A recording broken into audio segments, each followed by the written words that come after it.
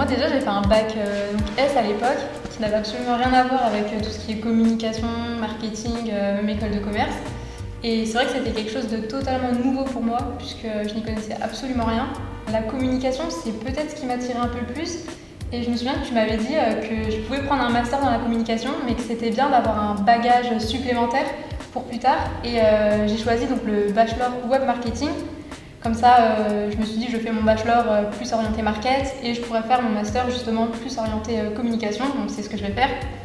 Et ma troisième année de web marketing, ça m'a permis vraiment de voir un petit peu toutes les stratégies d'acquisition client, ça m'a permis de voir le référencement, Google Analytics, donc comment mesurer les performances de notre site. Dès qu'une entreprise a un site internet, avec une notion de business avec ce site internet, elle doit avoir dans ses rangs des gens qui sortent de formations comme ça, parce que ce sont des atouts incroyables.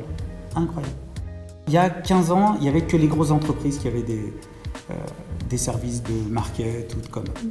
Aujourd'hui, dès qu'une entreprise est sur le net, il faut qu'elle ait quelqu'un comme Anaïs, qui sont des vrais couteaux suisses, qui vont être capables, encore une fois, de faire du market, de faire des analyses très poussées, de créer des visuels, de créer des vidéos, de créer un plan de communication. Cette filière, elle apporte tout ça. C'est cette transversalité dans le monde du digital concernant le web marketing, la communication.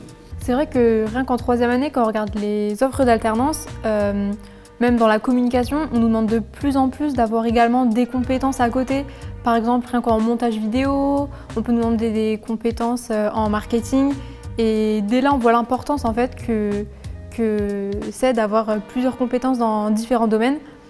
Et je suis sûre qu'à la fin de mon Master 2, quand je rechercherai un CDI, je devrais encore justement mettre à profit le fait d'avoir des compétences variées en passant par la création, un peu d'audiovisuel et du market et de la com. Cette préparation au monde d'entreprise, c'est dès la première semaine. Tu te rappelles, première semaine, prise de parole en public, gestion du stress, gestion des entretiens d'embauche. 2 mois avant, tu faisais du SVT et des maths. Exactement. Je schématise. C'est mais ça. en gros, c'est ça.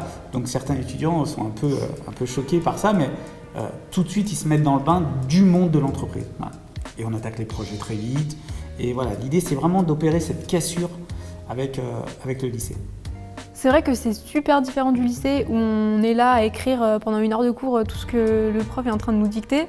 Là, c'est vraiment un relationnel en fait, qu'on a avec les intervenants. Ils ne sont pas un numéro dans un amphi. Donc, quand je choisis des étudiants pour qu'ils nous accompagnent, ça ne s'arrête pas une fois que j'ai le dossier, quoi. Voilà. Ils savent que pendant 3-5 ans, ils vont venir nous voir quand ils veulent. On est vraiment une ressource qui leur appartient, on est là pour les aider.